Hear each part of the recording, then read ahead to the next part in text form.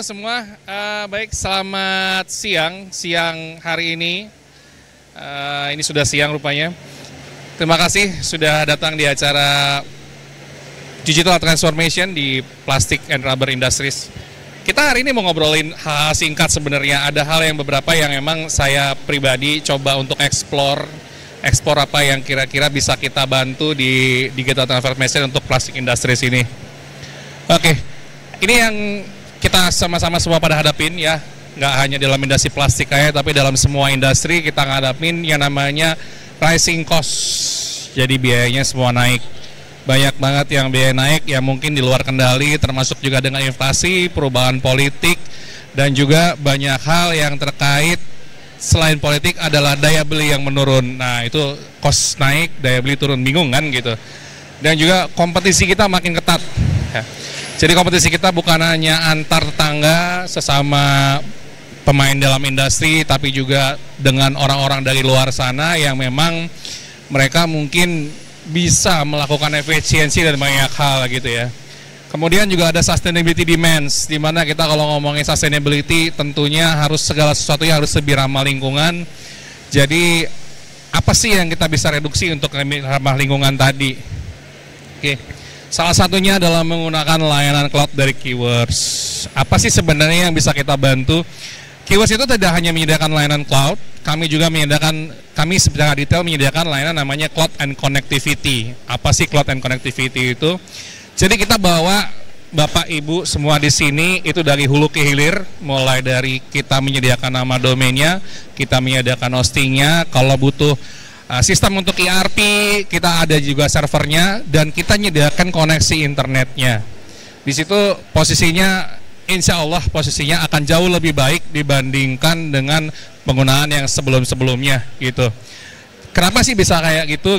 Karena posisinya kami memberikan yang namanya internet kualitas baik dengan best path dan best peering. Nah, best path dan best peering itu apa? Best path itu adalah jalur terpendek. Bagaimana caranya kami selama 19 tahun terakhir ini membawa data-data yang ditaruh oleh Bapak dan Ibu di data center Keywords, kita bawa menuju internet dengan lebih cepat. Nah, jadi kualitas internet di dalam data center Keywords itu jauh lebih baik. Dari situ kami coba untuk membawa ke dalam rumah atau kantor Bapak Ibu sekalian.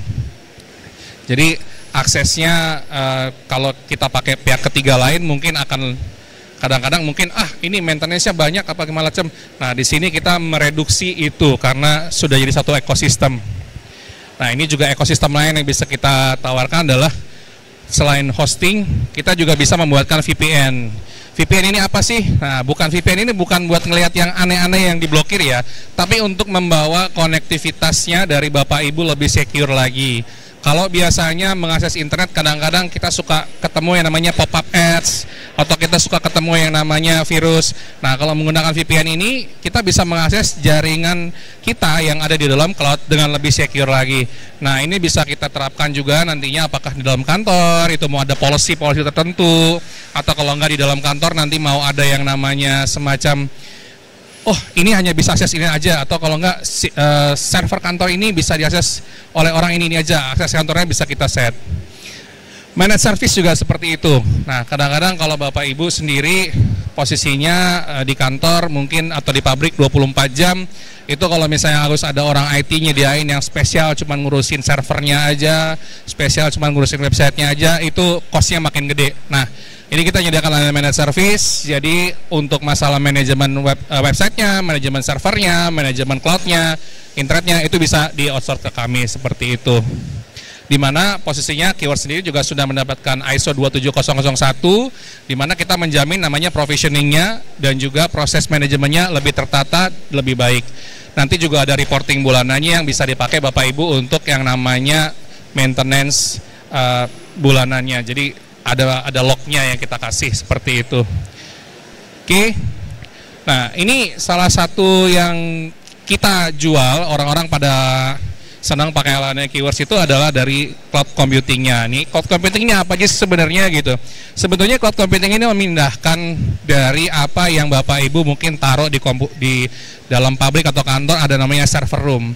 Jadi dulu posisinya kalau naruh segala sesuatunya di dalam internal memang mungkin cepat diakses, tapi kadang-kadang masalah security-nya juga jadi masalah karena kalau kebanyakan kantor ataupun kebanyakan pabrik yang nggak fokus ke dalam manajemen yang namanya servernya, itu biasanya kurang update, kadang-kadang lupa update ataupun lupa memberikan akses kontrol. Ujung-ujungnya terjadi yang namanya data breach. Banyak kasus yang terjadi pada tahun 2020 ke 2024 ini, data breach yang paling kejadian itu adalah seringnya orang-orang menggunakan email ataupun email kantor, terutama email kantor yang passwordnya sama dengan password sosial media. Selain itu juga posisinya selain email kantor yang sama dengan passwordnya dengan sosial media, data breach ini banyak muncul karena posisinya pakai email gratisan. Jadi banyak iklan-iklan yang muncul di situ, ataupun kalau nggak emailnya dipakai buat main game, nah itu selesai urusannya. Makanya Keywords selalu menganjurkan untuk Bapak Ibu sekalian di sini itu menggunakan email kantor yang memang terpisah dengan email pribadi. Jadi connectivity-nya bisa kita atur security-nya, dan juga secara prestis menggunakan nama domain sendiri itu lebih keren seperti itu. Lebih terpercaya dibandingkan menggunakan email gratisan. Oke.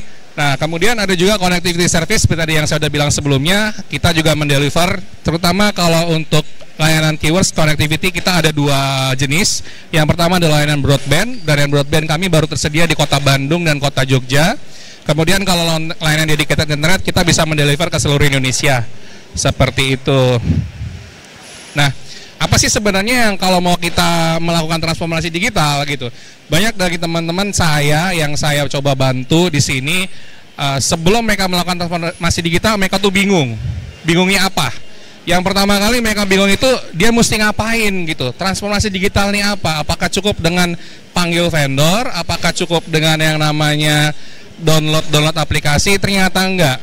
Ada 3 tahapan yang memang kami rasa ini cukup simpel dan cukup krusial. Yang pertama itu adalah assessment. Banyak hal dari orang-orang yang mencoba untuk transformasi digital itu tidak pernah melakukan assessment. Assessment ini apa? Dia assess dulu infrastruktur yang udah ada. Kadang-kadang kita tidak perlu mengganti semuanya dengan hal baru, atau cukup ada sesuatu hal yang kita perbaiki dengan secara singkat. Seperti contoh, saya cerita dikit, sekarang saya lagi bantuin sebuah kafe di Jakarta. Kafe ini cukup terkenal dan memang posisinya mereka mengalami masalah. Masalahnya di mana? Internetnya putus-putus, kemudian nggak secure, terus mereka bingung mau untuk misahin akses antara office mereka dengan yang namanya publik untuk kafenya. Nah, mereka udah langsung bilang, Pak, saya mesti nyediain dana berapa nih? Saya bilang, Pak, kita akses dulu. Jadi kalau assessment udah selesai, baru ketahuan. Saya nggak akan ngasih yang namanya sebuah penawaran tanpa kita melakukan assessment. Jadi kita bisa pakai infrastruktur yang udah ada, kita mungkin cukup nambahin 1 alat atau 2 alat aja, atau bahkan kita nggak perlu nambahin alat sama sekali, bisa pakai yang udah ada aja, tinggal kita konfigurasi ulang. Yang kedua, setelah assessment kita coba berikan solution dan desainnya. Solution design ini apa sih sebenarnya? Hal yang paling simpel adalah ketika assessment sudah keluar, kita bikinkan desainnya semacam blueprint. Blueprintnya ini nanti bisa dipakai untuk pengembangan di masa mendatang. Kemudian setelah itu baru kita implementasi. Berapa lama sih implementasinya? Nah, itu tergantung kesiapan dari pihak pengguna dan juga tergantung dari pihak kami juga, seperti itu. Kadang-kadang implementasi ada yang bisa dilakukan dalam waktu hitungan jam, ada juga implementasi yang bisa dilakukan dalam hitungan hari ataupun makan bulan, seperti itu. Tergantung besarnya seperti apa. Nah, ini juga salah satu tips dari kami, kalau memang mau ada yang sudah melakukan 3 step tadi, kita ngomongin key consideration untuk sukses. Gimana sih caranya sukses dalam digital transformation? Ini salah satu yang paling utama adalah data security, kemudian employee training dan change management. Jadi 3 hal aspek ini yang paling utama yang mesti dilakukan. Sebagai contoh, saya 3 hari yang lalu melakukan assessment terhadap sebuah bank. Kebetulan ini saya bersama partner saya, itu dari Bangkok datang ke Indonesia. Kita coba scanning. Scanningnya simpel aja, hanya menggunakan nama domain. Tersebutlah salah satu bank terkenal di Indonesia gitu. Warnanya apa ya? Warnanya biru lah. Ada beberapa bank nih bisa warna biru gitu. Nah, bank warna biru ini cukup terkenal di Indonesia, dan ternyata dengan kita melakukan scanning terhadap domainnya aja, itu terdapat yang namanya data leak. Data leaknya kenapa? Usernya itu menggunakan username dan password yang sama dengan apa yang ada di Instagram, dan ternyata Instagram sendiri bobol.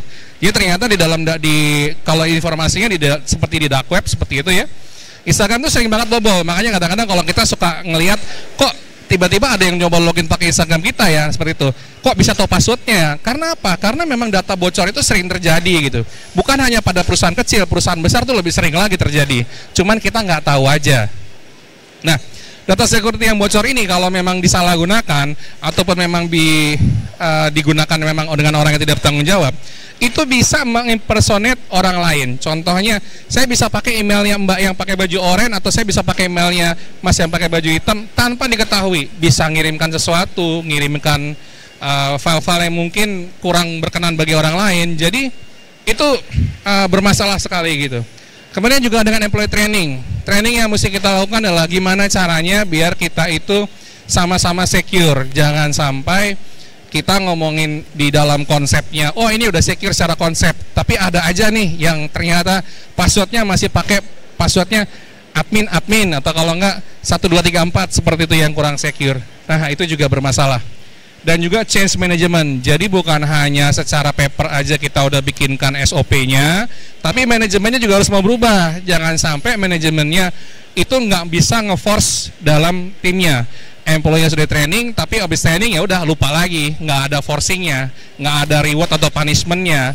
Yang utama sebenarnya mungkin kalau di Indonesia punishmentnya sih. Ini kalau kamu sampai salah seperti apa gitu. Nah, ini yang harus sama-sama kita aware dalam cyber security seperti itu.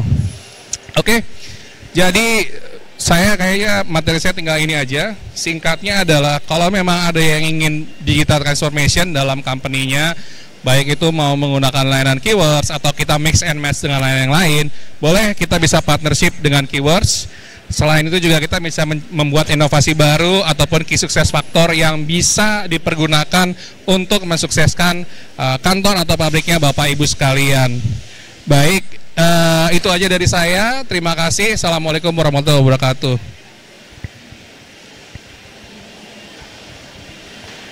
Ya.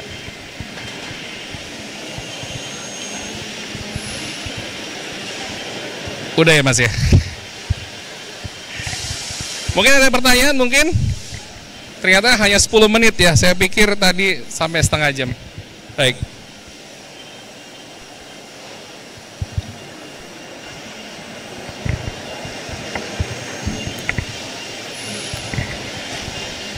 Ya, oke. Itu dia tadi pembahasan yang sudah diberikan oleh pembicara kita. Ya, belum Pak. Mungkin ada beberapa pertanyaan yang ingin diajukan oleh pendengar. Oh, silakan.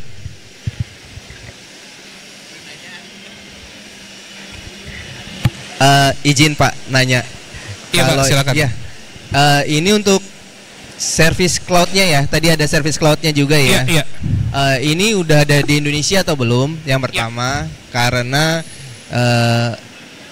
untuk saat ini Indonesia harus data setiap perusahaan ya, apalagi di kita di pabrik ini harus data itu ada di Indonesia, baik itu cloud maupun entitasnya segala macam.